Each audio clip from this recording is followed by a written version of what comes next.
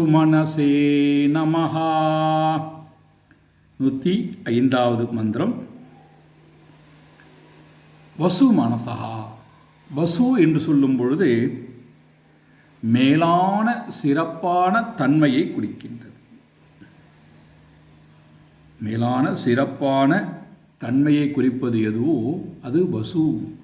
வசு மனஸ் என்று சொல்லும்போது மேலான மனம் கொண்டவன் யாரோ, யார் ஒருவரிடத்திலே கீழான மனம் என்பது இல்லையோ அந்த சிறந்த மனம் படைத்தவர் வசு மனசா. அதனால்தான் சிறந்த மனம் படைத்த இறைவனிடத்திலே நம்முடைய மனம் போகும் பொழுது நம்முடைய மனமும் சிறந்த மனமாக மாறுகிறது. எப்படி பூவோடு சேர்ந்த நார் மணக்கிறதோ, பெருங்காயத்துடன் சேர்ந்த டப்பா பெருங்காய மனம் வீசுகின்றதோ, அதே போல தூய்மை இல்லாத நம்முடைய மனம் தூய்மையான பகவானுடைய மனதுடன் சேரும் பொழுது, சொரூபத்துடன் சேரும் பொழுது நம்முடைய மனமும் சிறந்த மனமாக புனிதமான மனமாக மாறுகிறது. புனிதமான மனம் என்று சொல்லும் பொழுது அங்கே என்ன இல்லையாம்? ராக துவேஷ ஆதிபிகி கிளேஷைஹி.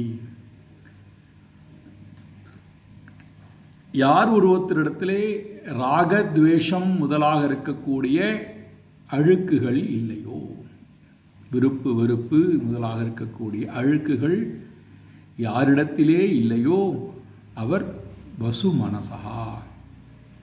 சுமனஸ், வசு மனஸ். சுமனஸ் என்றால் சுந்தரமான மனம், அப்பழுக்கற்ற மனம். அதே போல மதாதிபிகி ரூபக்லேஷைஹி. மதம், காம, குரோத, லோப, மோக, மத, மாத்சரியம் என்று சொல்லக்கூடிய அழுக்குகள் யாரிடம் இல்லையோ அப்பேற்பட்ட அழுக்கு இல்லாத சித்தம் உடையவர் வசு மனசா. நாமும் அந்த வசு மனசை நாடினால் நம்முடைய மனதிலும் இந்த தோஷங்கள் எதுவும் இல்லாமல் இருக்கும். ஹரி ஓம்.